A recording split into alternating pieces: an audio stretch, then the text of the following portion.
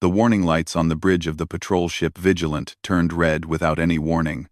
Commander Jack Harris put down his coffee and looked at the main screen. What he saw made his blood turn cold. Ships. Thousands of ships. They filled the darkness of space like a wall of metal and fire.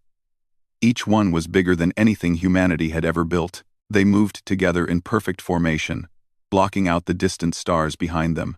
"Sir," his sensor officer said in a shaking voice, "I am counting over 15,000 vessels. They just appeared from hyperspace." Jack Harris had served in the Earth Defense Fleet for 22 years. He had seen pirates, rebels, and border conflicts. But he had never seen anything like this. The alien ships were massive, covered in sharp angles and glowing with a strange purple light. "Get me a channel to Earth Command," he ordered. Priority 1. Now, before his communication officer could respond, the main screen flickered. A face appeared. It was not human. The creature had gray skin, 4 eyes arranged in a diamond pattern, and a mouth filled with teeth that looked like broken glass. It stood 9 feet tall, wrapped in armor that seemed to be part of its body. "I am Admiral Zethkal of the Vorath Dominion," the alien said. Its voice was deep and cold. Translated by the ship's computer into English. "We have conquered 347 species across this galaxy. Today, we add yours to that number." Jack Harris stood up straight. His crew was watching him. He could not show fear, even if his heart was pounding in his chest. "This is Commander Harris of the United Earth Defense Fleet. You are entering human space without permission. State your intentions." Admiral Zethkal made a sound that might have been laughter. "Your permission means nothing, little creature. We do not ask, we take. Your species has 90 planetary cycles to surrender completely. All weapons will be destroyed. All military personnel will submit to processing. Your worlds will become part of our dominion." "And if we refuse?" Jack asked. The alien leaned closer to the screen. All 4 of its eyes focused on Jack with a look of absolute certainty. "No species has ever refused. Those who resist are erased. There will be no memory of your kind. No trace. No history. Choose wisely. Choose wisely." The transmission ended. The wall of ships began to move, spreading out to surround the outer colonies, like a net closing around fish. Jack Harris turned to his crew. They were young, most of them, fresh out of the academy. They looked at him with fear in their eyes. "Send everything we recorded to Earth Command," he said quietly. "Maximum encryption. Then set course for home. We need to warn everyone." 12 hours later, the message reached Earth. Within 6 hours after that, the United Nations Planetary Council gathered in the Great Hall in Geneva. Representatives from every nation and every colony watched as General Kate Morrison stepped up to the podium. Kate Morrison was 54 years old. She had gray in her short hair and scars on her hands from battles most people had forgotten. She had never lost a soldier under her command without a reason. Now she had to tell the world that reason might not matter anymore. "The Vorath Dominion is real," she began. "Our intelligence confirms they have conquered hundreds of species over thousands of years. Their technology is at least 3 centuries ahead of ours. Their fleet outnumbers ours by a factor of 50 to 1. Their soldiers are stronger, faster, and trained from birth for war." She paused. The great hall was silent. "By every measure we have, we cannot win this war." The representatives began to murmur. Some looked ready to panic. Others were already calculating how to negotiate terms. Secretary General Daniel Cooper, a calm man in his 60s who had spent his life as a diplomat, raised his hand for silence. "What are our options, General?" he asked. Kate Morrison looked at him with steady eyes. "We can surrender and hope they are merciful. We can fight and almost certainly lose. Or we can run and try to hide in the empty spaces between stars." Daniel Cooper nodded slowly. He looked around the hall at the faces of humanity's leaders. Presidents, prime ministers, colony governors. They all waited for someone to speak first. Then something strange happened. Governor Maria Santos of the Mars colonies started to laugh. It was not a happy laugh. It was dark and bitter and full of something that the translator systems might have called defiance. 300 species surrendered to them, she said. 300 species gave up without a fight. And look where it got them. Processing centers. Their cultures erased. Their children raised as servants. More laughter spread through the hall. Ambassador Richard Yates of the outer colonies joined in, his voice rough with anger. My grandfather escaped Earth during the last war. He taught me one thing. You can die on your knees, or die on your feet. Only one of those is worth remembering.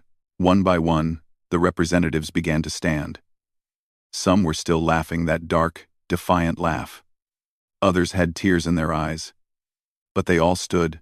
Secretary General Daniel Cooper rose from his chair. He walked to the podium and gently moved Kate Morrison aside. She let him. She understood what was happening. Open a channel to the Vorath fleet, he said. Let them see this. The technicians scrambled to comply. Within moments, the Great Hall was being broadcast across all frequencies, directly to Admiral Zethkal's flagship. Daniel Cooper looked into the camera. Behind him stood the representatives of every human nation and colony. They were not kneeling. They were not begging. They were smiling. Admiral Zethkal, Daniel Cooper said in a voice that carried across the stars. The people of Earth have heard your ultimatum. We have considered it carefully. And we have decided to decline. He paused to let the words sink in. You have conquered 300 species. You have never faced one that refused to give up. You have never fought an enemy that would rather burn than bend. You do not know what we are. But you will learn. He straightened his tie, a small gesture that somehow seemed more powerful than any weapon. We will not surrender. We will not submit. And when you come for us, we will be ready. You have 90 days to prepare. I suggest you use them well. He leaned closer to the camera, and his smile grew wider. We will see you soon. The transmission ended. Across human space, billions of people watched the replay. And for the first time in their history, they faced extinction not with fear, but with a laugh and a promise. The Vorath had made a mistake. They had expected humans to act like every other species they had conquered. They had expected fear, submission, and surrender.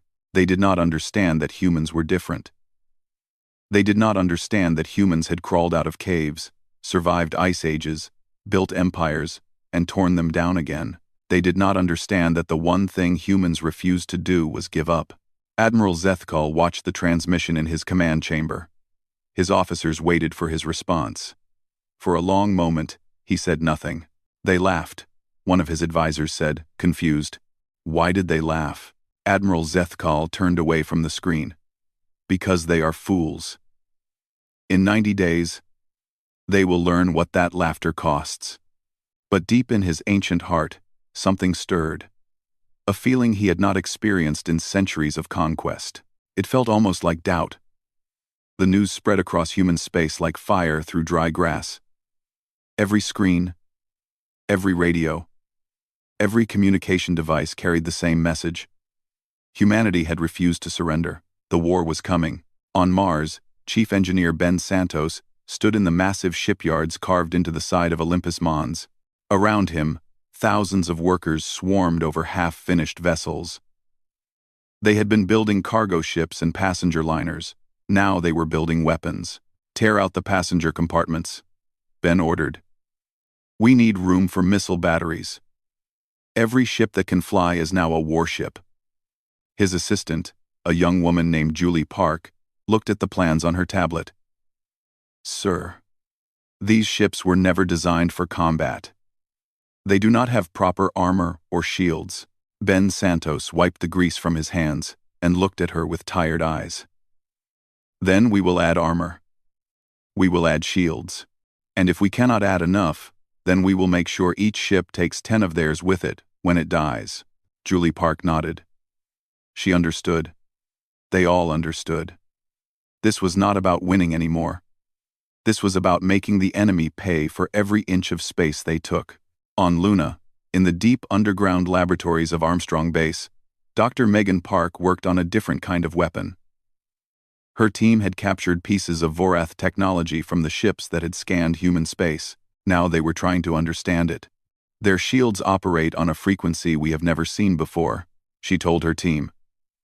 Our weapons cannot touch them. But every shield has a weakness. Every system has a flaw. We just need to find it. She had not slept in 3 days. None of them had. They lived on coffee and fear, and the desperate hope that somewhere in this alien technology, there was an answer. At the edge of the solar system, Captain Nathan Cole stood on the bridge of the stealth frigate, Defiant. His ship was small, fast, and nearly invisible to sensors. It was perfect for what he was about to do. You all know the mission, he said to his crew of 42 men and women. We are going into Vorath space. We are going to learn everything we can about their fleet, their bases, and their weaknesses. Most intelligence missions have a 30% survival rate. Ours is probably less. He paused and looked at their faces. Some were scared. Some were determined. All of them had volunteered.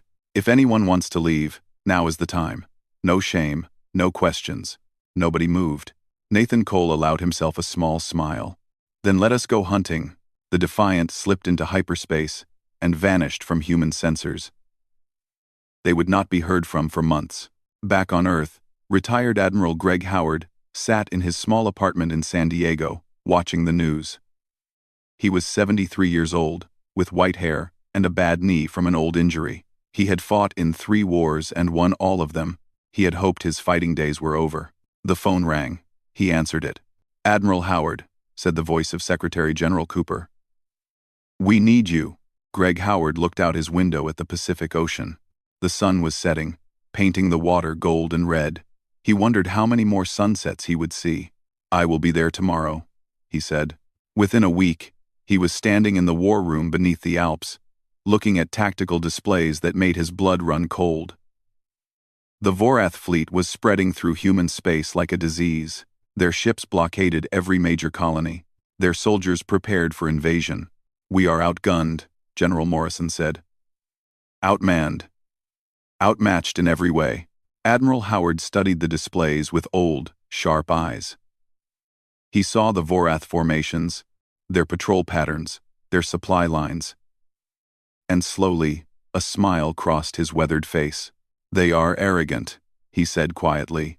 General Morrison frowned. Sir, look at their formations.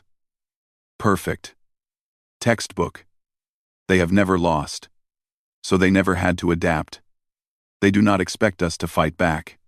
They think this will be easy. He turned to face the gathered officers. That is their weakness. They do not know what desperate people can do. He began giving orders. Some of them made sense. Others seemed insane.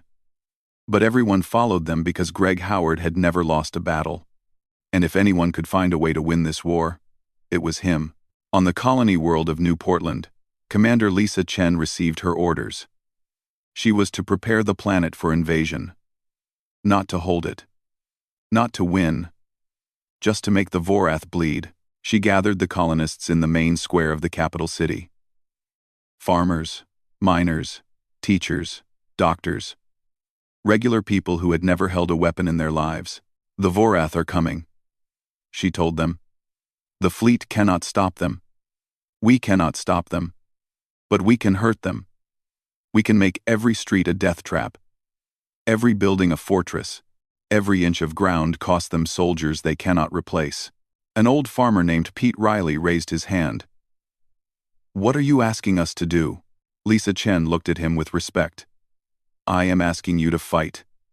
I am asking you to hide in tunnels and strike from shadows. I am asking you to become the nightmare they never expected. Pete Riley nodded slowly. My grandfather fought in a war once. He said the same thing. He said free people do not surrender. They make the enemy pay. He picked up a rifle from the rack beside him. One by one, the other colonists did the same. Across human space, the same scene repeated itself. On mining stations and farm worlds, in cities and villages, Ordinary people became soldiers.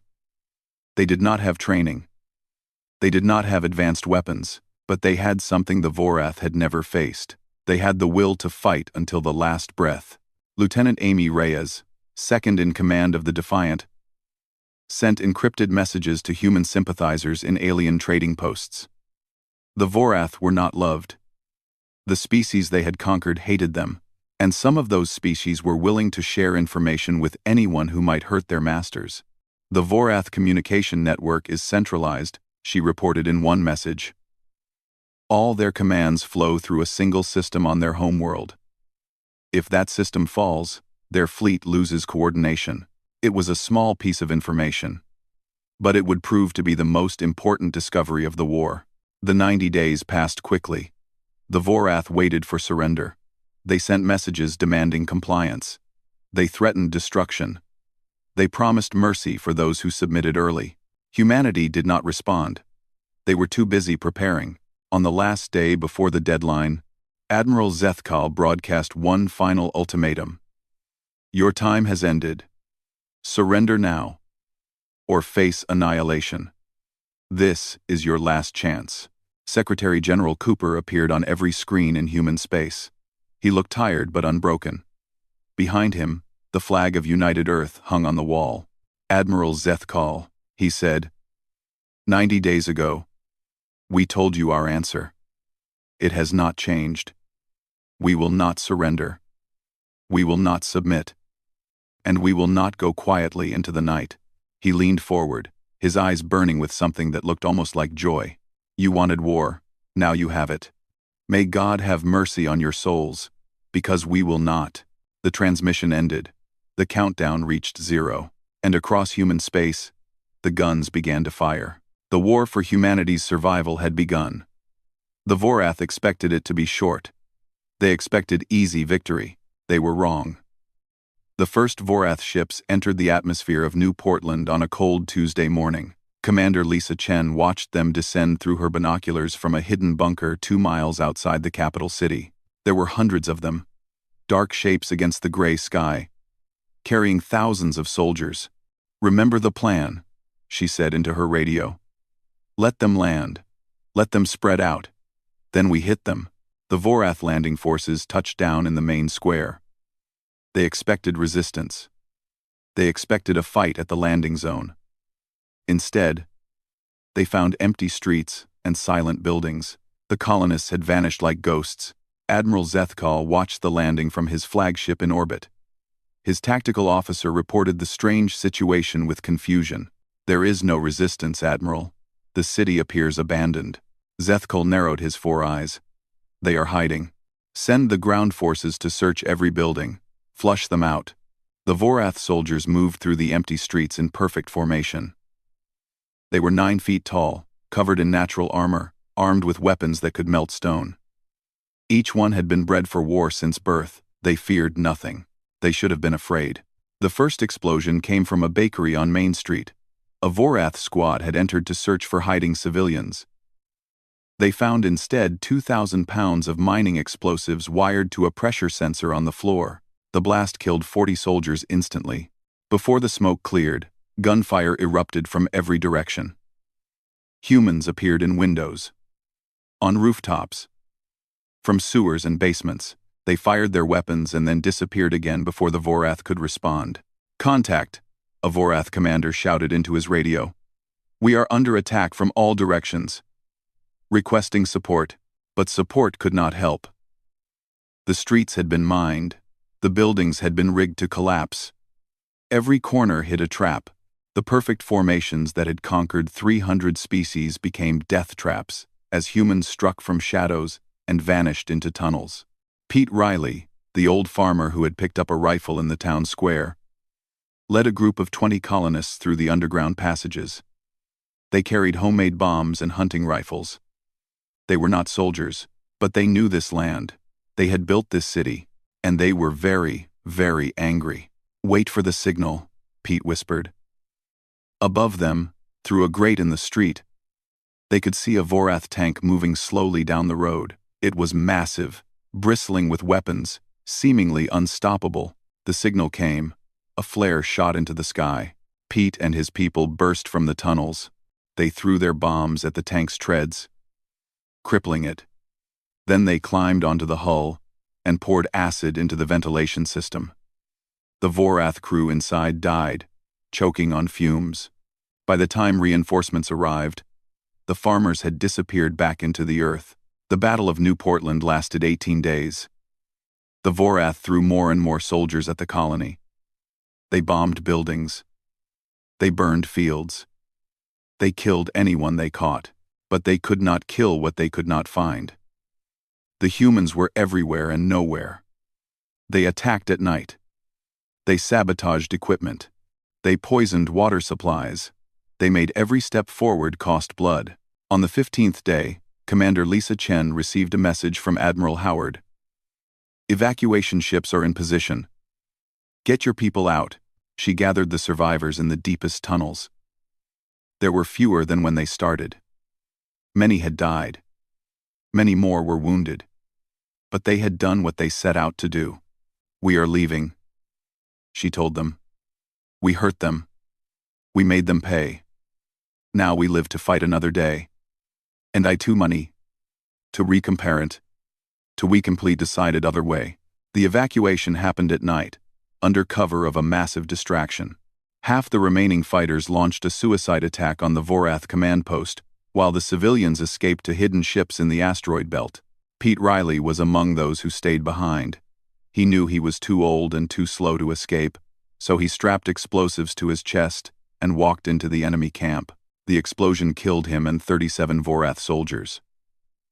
His last words, recorded by a hidden camera, were simple. Tell my grandchildren I did not surrender. When the dust settled, the Vorath controlled New Portland, but they had lost 40,000 soldiers, 200 ships, and 18 days.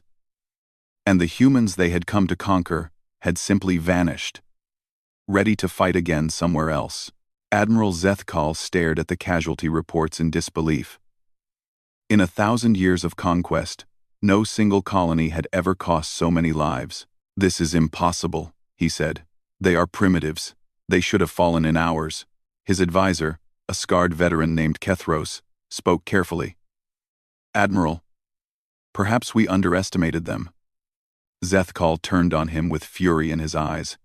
We underestimated nothing. We will simply use more force. Prepare the assault on Armstrong Station. I want 20,000 ships. I want no survivors. I want to make an example. Armstrong Station sat in the asteroid belt between Mars and Jupiter.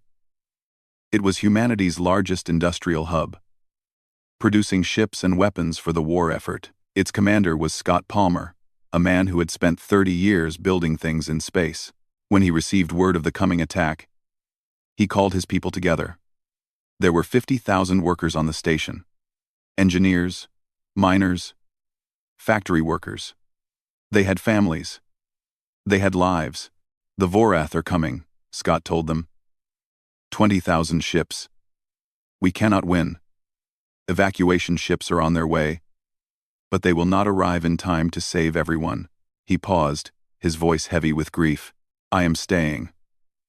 I am going to make them pay for every second they spend trying to take this station. Anyone who wants to join me can stay. Everyone else should try to escape. 10,000 people chose to stay. They worked through the night, turning the station into a weapon. They rigged the reactors to explode. They filled corridors with traps. They armed every civilian with whatever they could find. When the Vorath fleet arrived, they expected a quick victory. Instead, they found a station that fought back like a wounded animal. Scott Palmer broadcast a message as the battle began. Every human in the solar system watched. They want our surrender, he said, standing on the bridge as explosions rocked the station around him. Let them come and take it.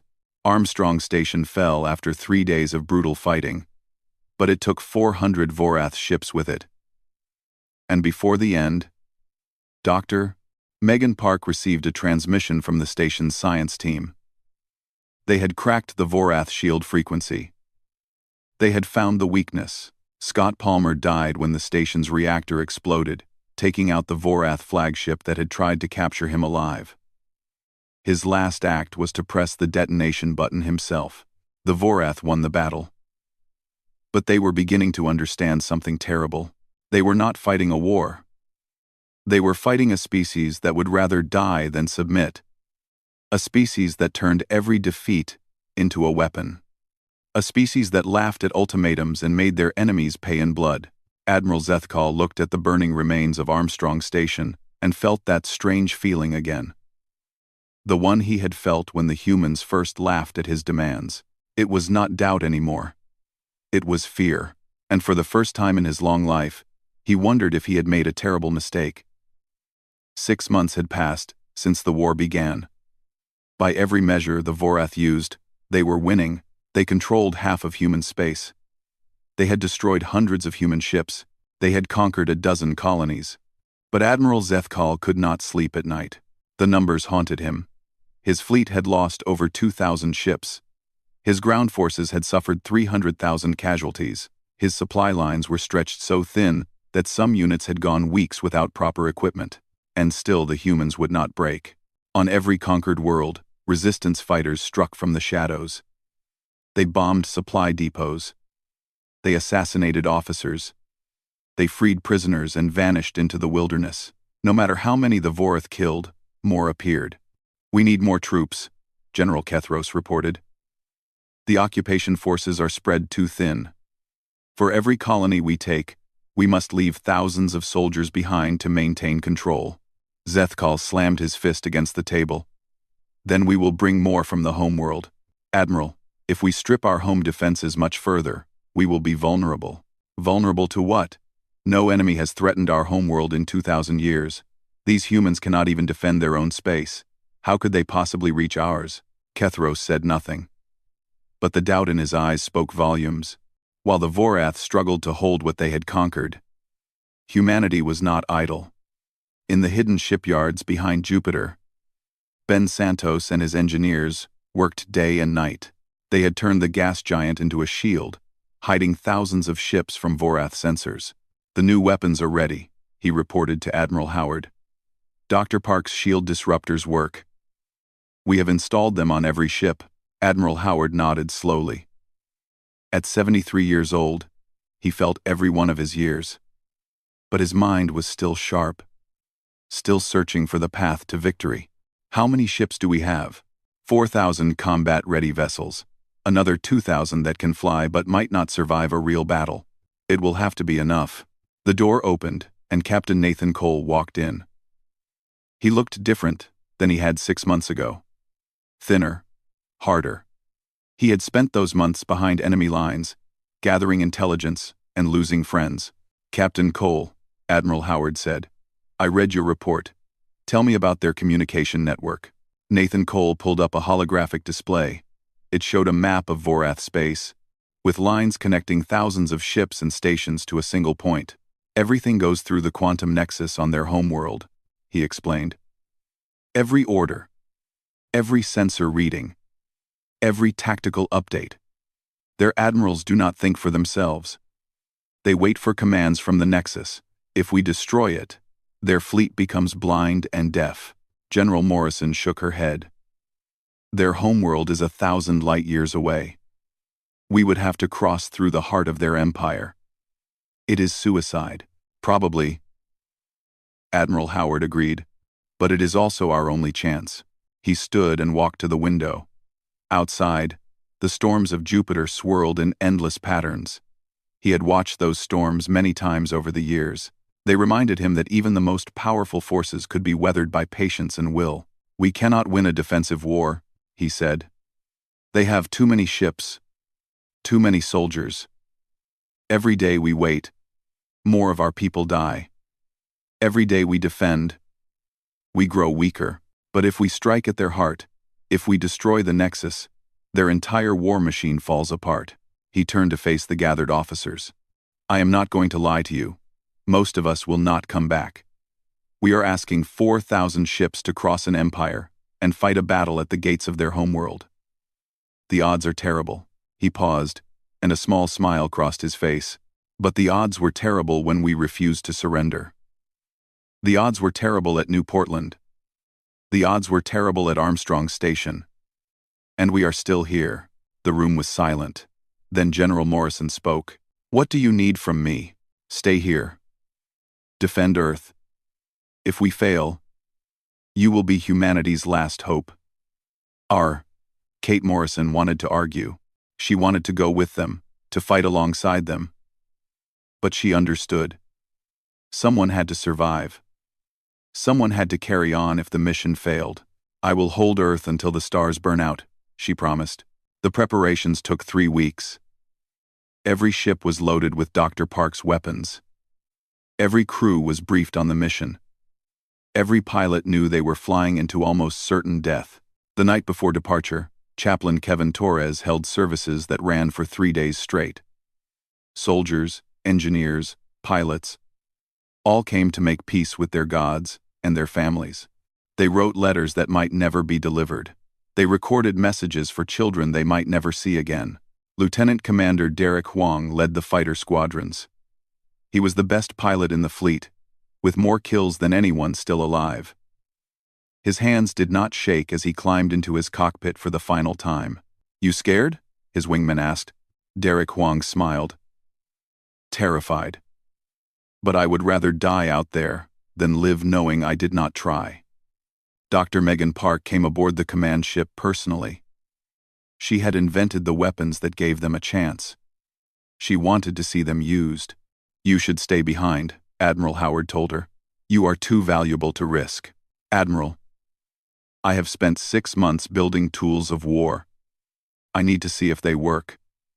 I need to be there when we test them against the enemy. He could not argue with that. He understood the need to see things through. On the morning of departure, Admiral Howard addressed the fleet. His words were broadcast to every ship, every station, every human who could receive the signal. They ordered us to surrender, he began. They expected us to kneel. They expected us to break. They have spent 6 months learning that we do not break. Tomorrow, we teach them the final lesson. He stood straighter, his old bones protesting but his spirit undiminished. Tomorrow, we bring the war to them. Tomorrow, we show them what humans do when pushed to the edge. We do not fall. We do not fade. We push back. We have always pushed back. His voice rose, filled with a fire that had burned for 73 years. They wanted to conquer us. Instead, they woke something they should have left sleeping. Tomorrow, we remind the galaxy why humanity survived when so many others fell. Because we do not know how to quit. We do not know how to surrender. We only know how to fight. He raised his hand in salute. To Earth. To humanity. To everyone we have lost. Let us finish this. Everyone. Everyone. The fleet began to move. 4,000 ships, carrying the last hope of humanity, slipped into hyperspace and vanished. They left behind a world that watched and waited and prayed. General Morrison stood on the observation deck of Earth Station 1, watching the stars where the fleet had disappeared. Beside her, Secretary General Cooper looked older than his years. Do you think they can do it? He asked. Kate Morrison thought about Admiral Howard, about Captain Cole, about all the brave men and women who had just flown toward almost certain death.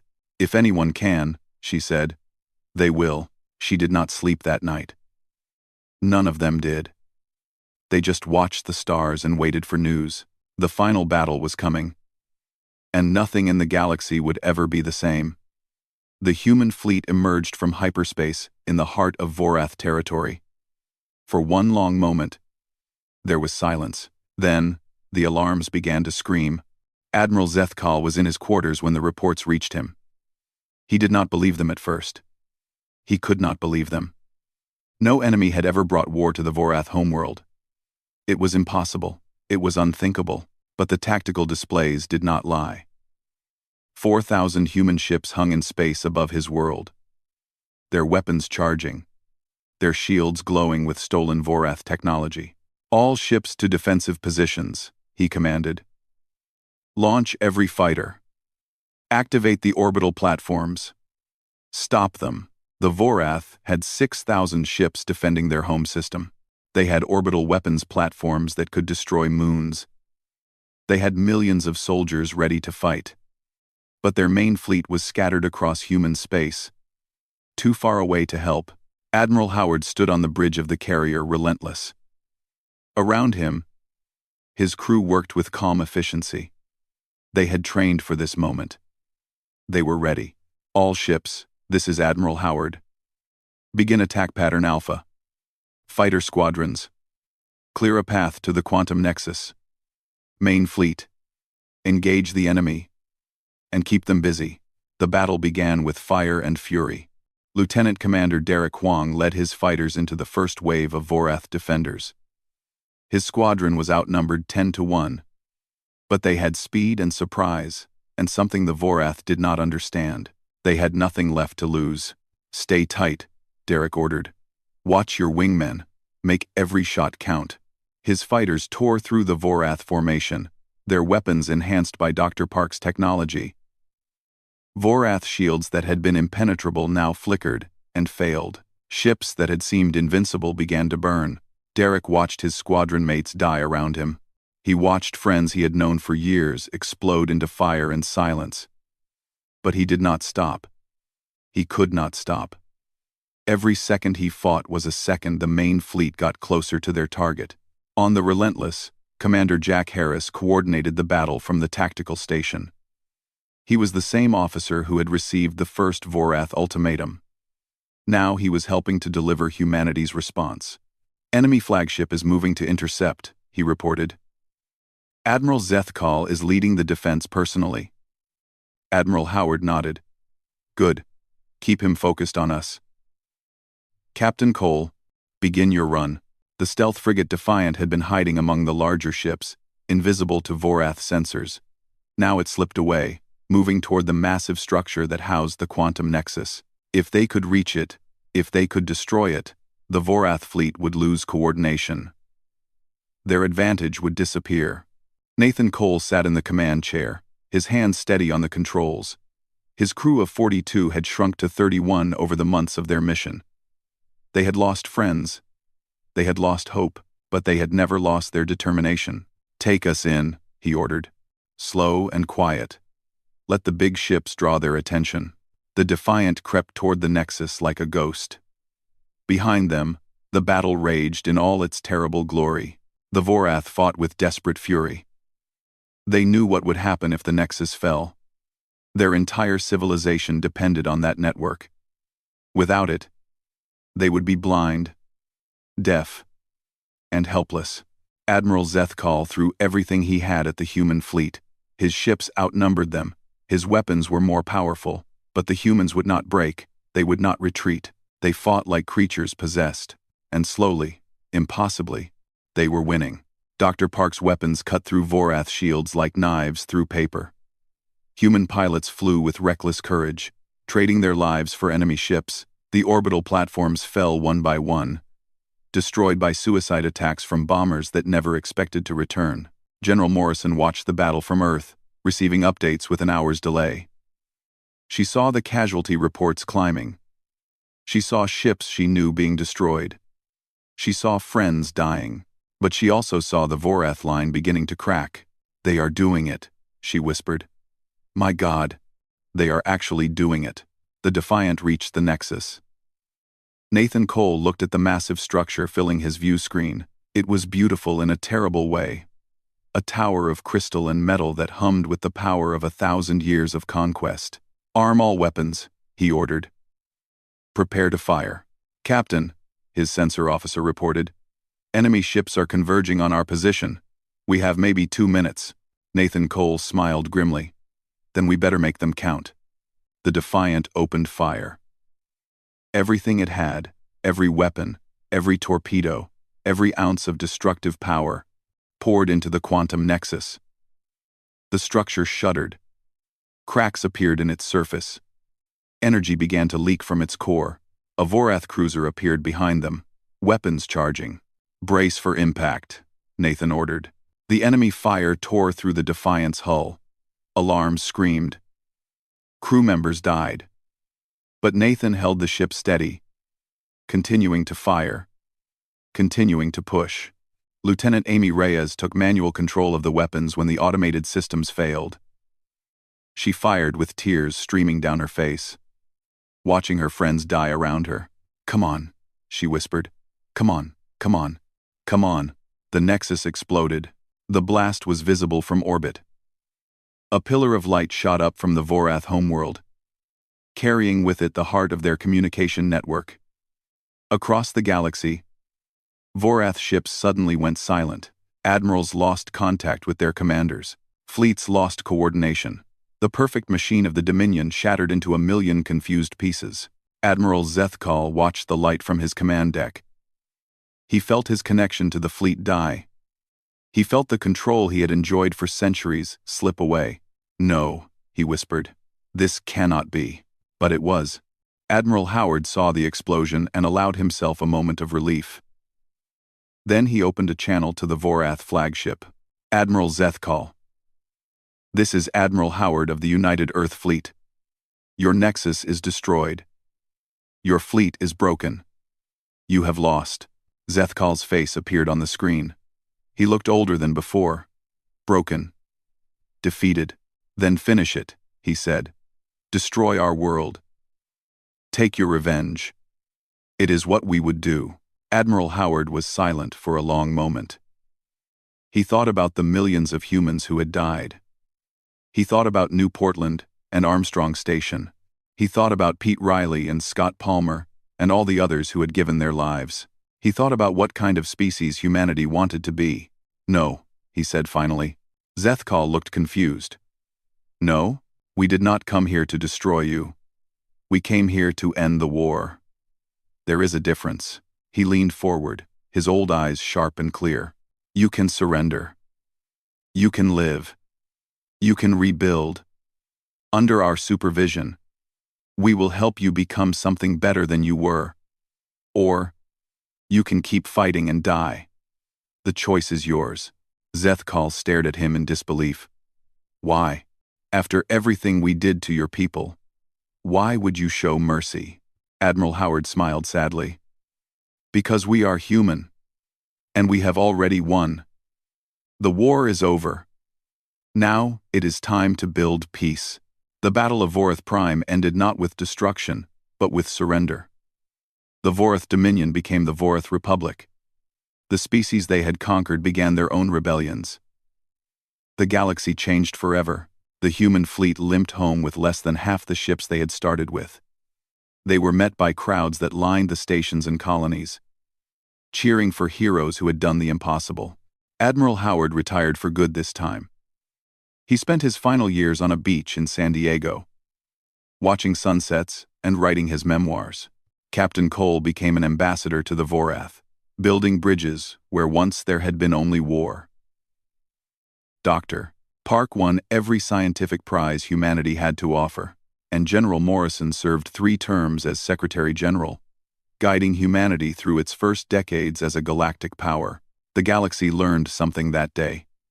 They learned that humanity did not surrender. They did not break. They did not give up. When pushed to the edge, they pushed back harder than anyone thought possible. And when they won, they showed mercy instead of vengeance. That was the true lesson of the war. Not that humans could fight. Everyone knew that. But that humans could forgive. That they could build instead of destroy. That they could offer a hand instead of a fist. The Vorath had ordered humanity to surrender. Humanity had laughed, fought back, and ended the war on their own terms. And in schools across 100 worlds, children learned the story. They learned that courage was not the absence of fear, but the decision to fight despite it. They learned that strength was not just the power to destroy, but the wisdom to show mercy. They learned what it meant to be human, and the galaxy was never the same again.